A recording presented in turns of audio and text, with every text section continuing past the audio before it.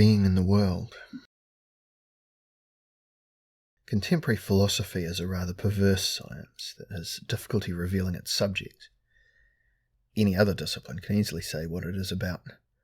Biologists study life, architects study constructed space, psychologists are concerned with the psyche, etc. Which subject are philosophers actually dealing with? The only possible answer would be a super-object that is not an authentic subject, but an overall relationship, or a horizon. And that is called the world.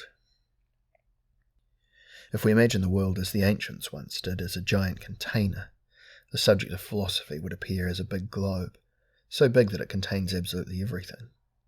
As long as we conceive the world as the maximal globe which integrates itself, that exists by a single reverse movement inside itself, a movement that is rightly called universe, which means once reversed, so that everything is inside and nothing can be outside, then philosophy seems to have a proper subject, namely this beautiful maximal globe called the world that is surrounded, if you wish, by the absolute globe called God. Spheres too, globes, is concerned with these two big globes, with philosophical cosmology and philosophical theology.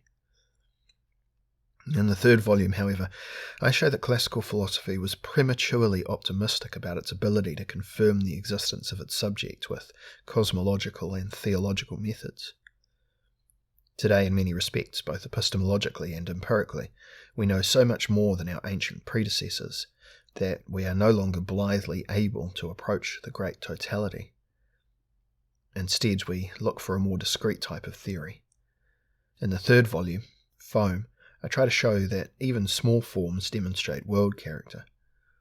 In this sense, foam theory is microcosmology connected to a polycosmology. Each soap bubble is its own cosmos. Yes, we should always work right through these implications. When I talk about a couple, I mean it from the perspective of a world making a do. When I talk about a bedroom, I do it from a perspective of world making through a construction form. And even when I talk about pillows and duvets, those nocturnal completions for a dismantled self, is always an amorphous form of world building, using intimate quasi-objects. Even sleepers are in the world and are together with something. Being in the world always has features of being together with someone. For us, the so-called questions of being is the synousia question, the issue of social intercourse. Being as togetherness implies a four-place relationship, because it describes the existence of somebody with somebody, and something in something. This formula describes the minimal degree of complexity that must be construed to arrive at a concept of a world. Architects are deeply involved in this way of seeing from the start, because they have particular skills for interpreting total relation of being in the world. For them, being in the world means staying in a building. A house is nothing in the first place but a sculptural response to the question of how somebody can be together with somebody, and something together with something. Architects interpret this most mysterious of all spatial propositions, in their own way. All they do professionally is inside, or in theory. Heidegger deduces the problem very beautifully in Being in Time, to the extent that the book deals with a theory of space rather than a theory of time. He begins with being inside generally, and moves on to being in the world. He has understood that the preposition in, or inside, goes very deep. He makes every possible effort to illuminate the basic relationship of being in something. He shows that we are on the wrong track if we conceive being inside as a container-type relationship.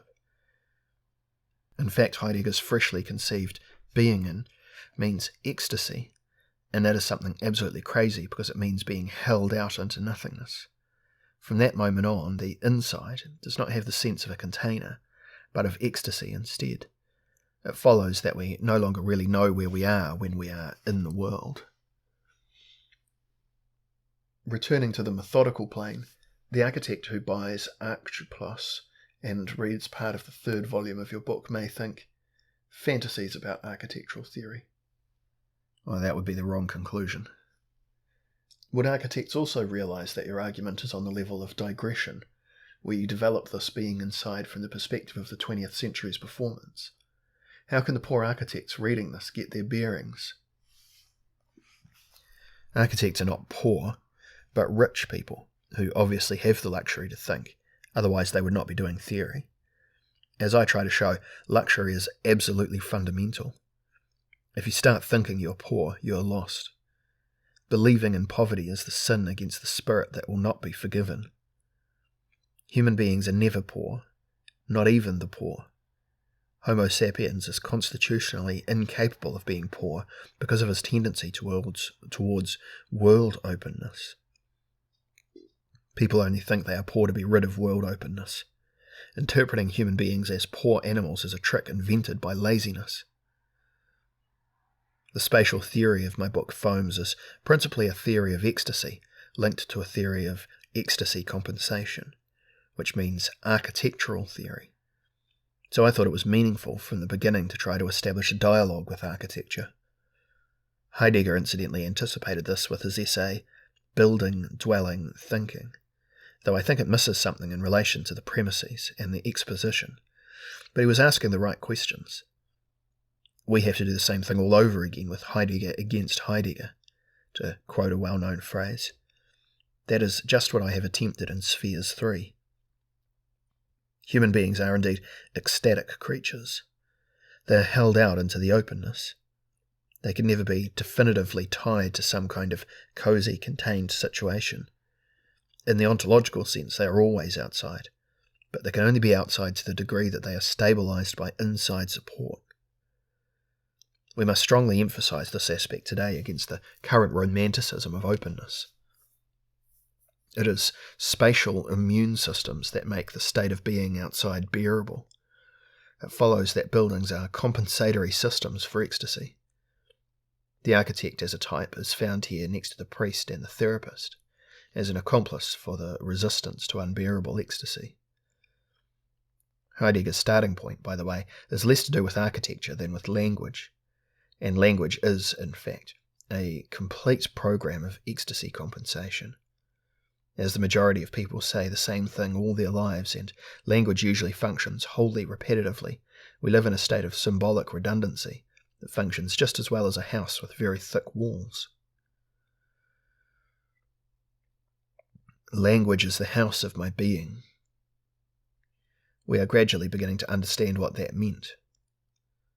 My language is a fortress in which we can take refuge against the open world outside. Still, we let visitors in now and again. Talking and building usually creates so much security in human relationships that we can occasionally succumb to a little bit of ecstasy. From my perspective, it follows that architects are people who philosophize in material. Somebody who builds a house or a building for an institution is making a statement about the relationship between the ecstatic and the enstatic, between being outside and being inside. The role of the architect. This brings us to a controversial topic, namely that architects often tend to educate people, whether deliberately, as the modernist architects did, or simply by implying that the design of a building is always a design for life as well. The educational element of the early modernists refers to an explicit recognition of the latent megalomaniac moments in architecture as a whole. And that is perfectly justified because, as an architect, one makes fairly challenging proposals for forms of life. When somebody erects a building that will have a lifespan of 100 years or more, it is a massive intervention in living conditions. If I were an architect, the best I could do in the circumstances would be to convince myself as follows. I am allowed to do what I am doing because I know what life is. I know what a good form of life is. I have thought for long enough about ideal containers for human beings, and I know my containers are absolutely fit for human habitation. In other words, these architects would be well advised to admit their delusions of grandeur. If I cannot say something like that, it would be better for me to seek refuge in another profession. Perhaps the history of architectures in the past decades has been influenced most of all by sceptical themes invading architect self-confidence, at least on the surface. But the architects who once built the arcades in Paris, and the palm houses in England, and then the buildings that housed the world exhibitions, and the architects of early modernism, were people who may have suffered in many ways, certainly not from a lack of self-confidence. They were obviously convinced that they were the pioneers of a new form of humankind. A better world. The pioneers of the new types of buildings were apostles with something better than an old gospel. They had plans for new human beings and new kinds of houses.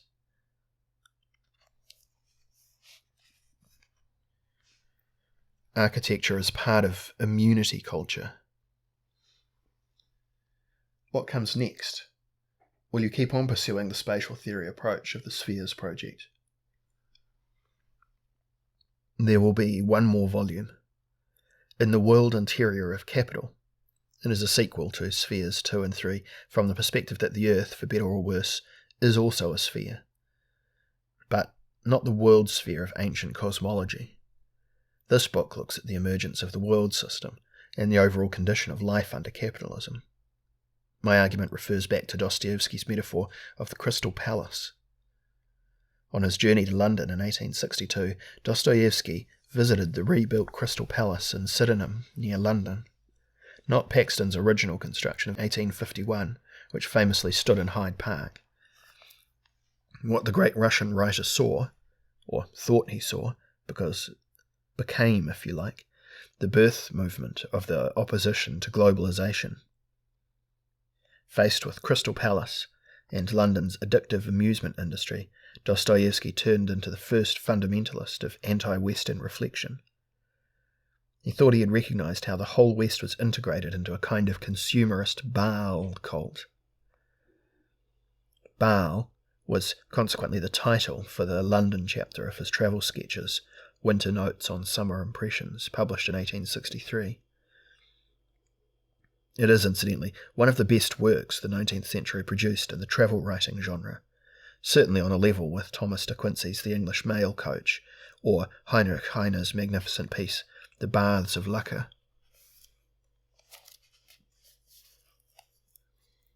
Globalization. Starting from Dostoevsky's text, I would like to elaborate the Crystal Palace metaphor as a symbol of world capitalism and a powerful emblem of globalization. Part of the virtue of this image is that it highlights the differences between inside and outside from the very beginning. It emphasizes the necessary and unavoidable exclusivity of the so-called process of globalization. In this sense, globalization means the erection of an exclusive kind of comfort structure, with the aid of all of the appropriate kinds of media and material transactions. We are only using the word globalization properly when we realize that it is a camouflage for an extended macro-interior. In other words, a world interior space that encompasses the reality of products as a whole, to the extent that it is developed for the owners of purchasing power. The Crystal Palace is the shared house of purchasing power, a building with invisible, and yet from the outside nearly insurmountable walls that house around 1.5 million persons, or somewhat more. For simplicity's sake, let's say the group of the winners of globalization. If we extrapolate Dostoevsky's Crystal Palace through the 20th and into the beginning of the 21st century, we arrive directly at the concept of empire that Negri and Hart recently proposed for the entire structure of present-day capitalism. But Negri and Hart forgot to make it explicitly clear that their empire and their multitude are by no means figures that are completely integral to the planet. Even the empire is only a very big but thoroughly exclusive event. We could call it a yacht club with moorings in a large number of countries. The author's theses can only be understood in the sense that there is no alternative place for the opposition today. Of course not, when we know that you have to belong to the yacht club if you want to oppose the club rules. Naturally, there is an exterior, even now, and more than ever. One can leave the empire when one wants, in the way adventure tourists do, but one cannot stay out permanently without being downgraded. What is the difference between the symbol of Benjamin's arcades and that of Dostoevsky's Crystal Palace? Circulation of products occurs in both, and both are interiors. We could say the Crystal Palace is the place where globalization is present, whereas the arcade is more local. Are we talking about a qualitative leap? That's right, there is a leap in format that includes a leap in quality. Benjamin rightly conceived the arcade as a synthesis of market and salon. On one occasion he called it the sexy street of trade, where, he said, useful things prostitute themselves. The Crystal Palace, however, goes well beyond these oases of lascivious, cosy capitalism, where dandies and flaneurs feel at home. We should not forget the historical fact that the original Crystal Palace was designed to house a new type of event. The Palace of 1851 was the site of the first World's Fair. The idea that the world represents the epitome of things that can be brought, and that it can therefore become an object for exhibition, underlines the trend of transforming the entire world into an event environment. The ontology of capital created a powerful new instrument for itself with the world exhibition concept. The main impact was that the consumption dynamic became part of the interior world as well, and made subjects into integral consumers. By subject I mean that which consumes and enjoys itself by consuming, and enjoying world objects. The Crystal Palace's form of construction was exactly what was needed for this in the 19th century. It incorporated the result of globalized world trade and colonialism. The program of psychedelic capitalism has been around since that time, and 150 years after Dostoevsky's visit to London, we can see the continuity of the development. From then on, real world trade or transportation continued to happen only inside superlative buildings. And we should remember that trade or transportation in the explicit sense means control of reversible relationships, whereas the less controlled and one-sided movements are better described as expeditions. We can only begin talking of traffic when the equation outward journey minus return journey equals 0 holds in a practical sense. A metro train driver who drives back and forth every day can give precise information about the transportation system. In the age of discovery, on the other hand, there were only asymmetrical journeys, and the journey out was always of prime importance. Outward and return journeys first became strictly symmetrical in the context of authentic transport conditions. That is why transport is an entirely post-historical phenomenon. Train drivers and local transport are the most authentic witnesses of post-histoire. They drive back and forth on their route 20 times a day in both directions and can testify that there and back is a difference that makes no difference. So far we have hardly talked about the second volume of Spheres, globes. It ends with the philosophical history of terrestrial globalization. Here too the main focus is on space, or what happens to space. How do you relate that to the different levels of spatial criteria in the Spheres trilogy? I have outlined the main ideas of the concluding section of Spheres 2, the terrestrial globalization that began with Columbus's journey and ended with the establishment of a satellite environment in the Earth's outer atmospheres, is an episode lasting just 500 years that we could describe as the world history of Europe. In this period, the Earth's inhabitants, and the Europeans first of all, became clearly aware that the Earth itself was the only globe in the cosmos that was important to them. During this authentic era of globalization, people in Europe started to feel that the Earth was immensely big, yet not too big to be circumnavigated with the aid of ships, as long as one could invest a year for a journey. In the age of electronic globalization, however, there is a growing feeling that the Earth is a dirty, clouded little globe that we can circumnavigate in a single day. Globalization in the age of rapid media means destruction of space, and consequently negation of the globe. You describe the history of the modern age as a history of the space revolution going into the exterior, as blasting the protective shells of a metaphysical cosmos in which there was only one unique interior. I begin by following the tracks of the great writers about ideas and culture, from Jacob Burckhardt to Hans Blumenberg, who have shown us what resulted from the discovery of the world and of human beings in the Renaissance. The space discovered in the age of Renaissance sea voyages yielded a very equivocal result. First, a planetary agoraphobia that was expressed in the fear of the world felt by common people from the outside. And second, a new type of feeling about the world as a homeland in which many individual people became like nomads and learned to feel at home in the wide open spaces of the world system. As we can see, the present has inherited both of these feelings and perpetually combines them into the oddest syntheses. Nowadays, the feeling of the world interior has been transferred from Christian metaphysics to the social security system. Two worlds. Is this world interior of capital a new kind of world house, a return to the concept you began with, a formation on a new level of an interior which is gradually losing its exterior? Liberal ideologues would obviously like to describe the world of the global age in those terms, the whole of humanity gathered around the donation table of capitalism, and everybody receiving their allotted share of the great gifting.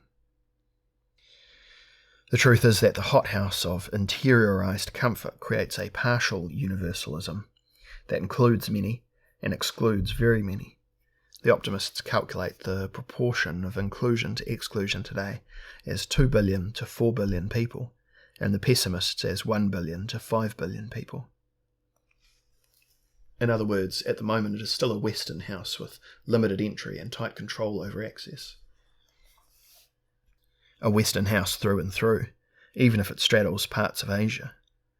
In this ocean dome of capitalism, everything that is consumable in any way can be experienced as part of the interior of capital. Its borders are drawn by discrimination. As I have said, they follow the line along which people have purchasing power.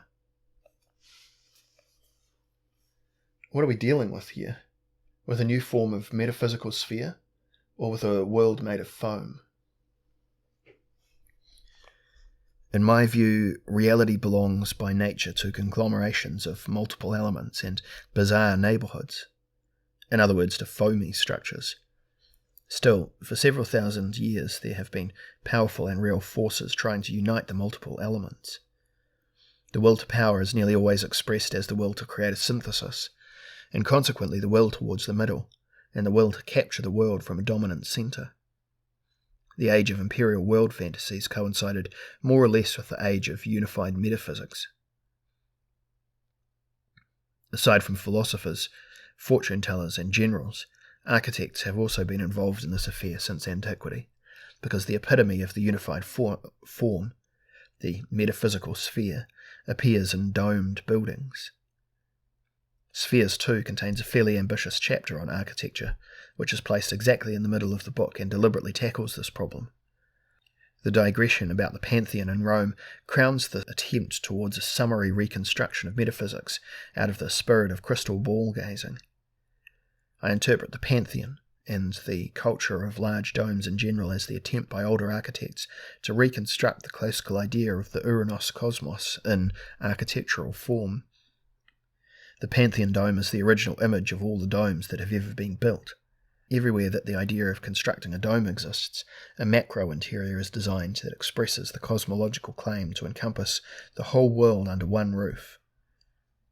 Classical metaphysics is based on the world house equation, in which the dome, or domed building, functions as an invisible member. The house is a dome, and the dome is the cosmos. In other words, the dome is a theocosmic form of construction, a form arising from theology and cosmology, and it will continue as long as God appears as the building owner.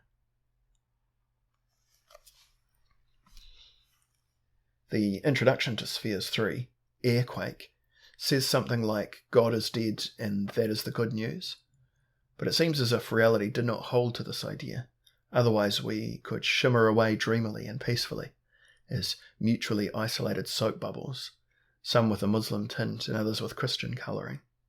Instead, the liberal achievements of the West are clashing with the eternal values of Islam. I think you are correct in observing that a kind of war about images of the world is in progress. The West has left behind the idea of metaphysics of the monocentre, whereas reactionary, or in other words revolutionary Islamism, represents a movement to rescue the illusion of the centre. Temporarily, however, the ideology of President George W. Bush has resulted in a degree of symmetry between the two conflicting sides, because Bush behaves as if we are still living in the age of militant centrism. This explains the Americans' silly expression, the war on terrorism. Looking concretely at the process of the conflict, we see immediately that we cannot talk about a symmetrical conflict. Terrorism is a correct, if evil, way of interpreting Western formation of foam, namely by trying to make isolated bubbles burst in the big society of cells that makes up Western civilization. Here a pair of towers, there a tourist bus, somewhere else a train in the station, or a discotheque or pizzeria. This kind of thing admittedly succeeds in isolated cases, but not more than that. The rest is about over-interpretation. Nowadays it is not easy, of course, to avoid over-interpretation of terror because, by its nature, life in the foamy world is accompanied by the explicit consciousness that all of us exist together in a state of fragility, and anybody who thinks about their own fragility tends towards exaggerating the danger to himself or herself, just as people in heroic or immortalist cultures tend to exaggerate their own self-confidence. This radically distinguishes us from the Islamists' way of thought.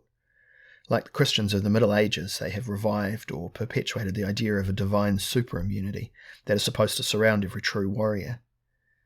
The most effective weapon against this would be the export of Western-type social security.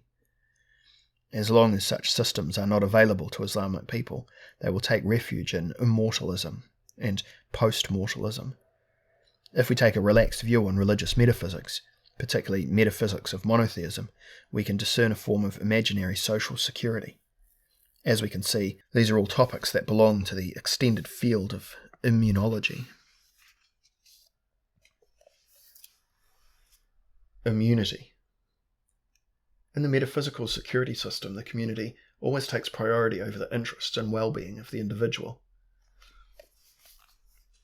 And there is no doubt that the preeminence of the collective superimmunity, the community, was conventionally evident without discussion.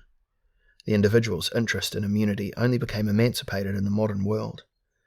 Before then, a strict collective style of immunization was imposed, and there are still remains of this today in the form of compulsory conscription, the duty to pay taxes and statutory insurance systems. Anybody who refuses to cooperate with them is still seen as a traitor and deserter. Community and immunity are basically expressions for the same thing. Both words derive from monos, which means something like social task or collective work that must be accomplished. In Roman times, munera were taxes and communal levies, and later state construction projects as well. The term was also used for the organisation of games in the arenas. The concept of immunity describes the corresponding negations. People were immune if they were exempt from obligations, and the right to take leave from communal duties such as the collective burden of taxation or the civic burden of a court case, as long as they held public office. I think today we live on the cusp of a major turning point of the immunity system, and the concept of community is on the decline and is becoming diffuse, although in the past it was the most important universal term in the whole of social theory. The concept of immunity, however, is inexorably rising to the heights of theory and practice. Today it is already the most important universal concept for the functional definition of both the biological and social systems.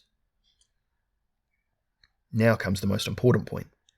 Individualism relates to individual immunology. On closer inspection, we can see it as a universal notion that people who tend to think and feel conventionally cannot imagine easily, if at all. And let us not forget that our current post-anti-modernist Catholicism also declaims against these changes, just as it campaigned 100 years ago against all kinds of liberalism and secularism. sometimes using expressions that sound like clerical fascism. Some historians of ideas rightly feel reminded of this when they hear what the spokesman of militant Islam propounded against the West. Present-day Islamists argue against the Western design of the world, for the simple reason that they cannot imagine individualism as a modus vivendi and condition of immunity, unless it is in the form of pornography. These are the reactions we get when God is not dead.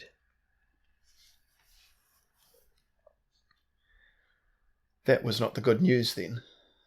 Incidentally, God is dead just as little in the USA. He is still alive wherever the changeover of immune systems from transcendent safeguards to imminent safeguards fails. Nevertheless, the Americans have found something that allows human beings to get along with the not dead God. They have developed a perfect synthesis of religious totalitarianism and ecumenical tolerance. Our Muslim friends could learn a great deal from this.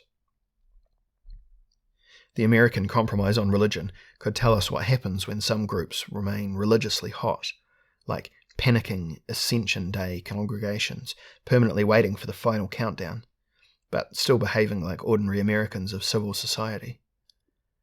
In terms of religious history, American sectarian culture is phenomenal.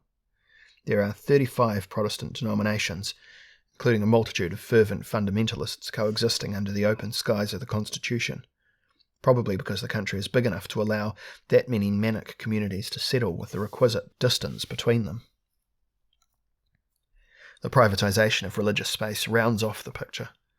People live in a world that fosters private life and communitarianism, and they accept that there are other similar worlds to which, thank God, they are not obliged to belong. People can tolerate each other because the idea of a state church, an established church, is frowned upon. The political theology of the United States is usually expressed in very general terms and has a latent effect, which means it cannot be broken down to apply to one particular member of the 35 denominations. That is why liberal Americans have been rightly worried since a fundamentalist sect succeeded in bringing one of its men to the top. By American standards, the case of Bush is an anomaly. Normally, we are dealing with mediocre Christian presidents. These lukewarm brothers in the White House then receive visits from the representatives of manic groups who recharge them with their transcendental mandates as far as possible. The result is a working form of religious mania that is tolerable under normal conditions. An atheist in the White House is still as unthinkable as ever. The foam metaphor in Spheres 3 communicates a degree of lightness as well as hope in relation to the rubble heaps of the past, such as conflicts of faith, ideologies of the nation-state, etc. But shouldn't an analytical, philosophical approach start from the idea that phases of peaceful development where rationality is prioritized are replaced by troubled phases such as the present one, that there seems to be a kind of fundamental metaphysical need that persistently breaks through? In specific waves, shouldn't the question focus on how we deal with this problem? I see it rather differently. From the perspective of empirical idealism, what you call a fundamental metaphysical need is the need for integral immunization. I really think that cultures imply the continuation of immune systems by symbolic means. When people design different kinds of metaphysics, we must always ask ourselves what they are actually doing. There are two people in totally contradictory answers. Either the metaphysicians are doing a kind of art in the coded language of theology. They are creating complexity surpluses.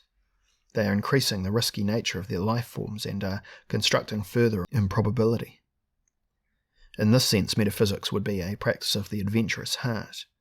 It would be a form of life and thought beyond the struggle for existential security. Or on the other hand, metaphysicians weave a symbolic net against the real and imagined risks of life. They build up their immune system to get ultimate insurance against threats of all kinds, against the hostility of the outside environment. They work towards reducing the riskiness and improbability of their existential imaginings. In these cases, they are the overwhelming majority. Metaphysics is a practice of the fearful heart. In my opinion, we can incorporate conventional theology and known religious practices into this kind of view without violating their own specific character. I propose a non-reductionist way of dealing with religious and theological tradition, an approach that preserves the sense of the complexity and beauty of metaphysical constructs without negating the work of 300 years of deconstruction and criticism. The conflict between Islam and the West is also the conflict between different orders of immunity. If I am well insured, I do not need a merciful God.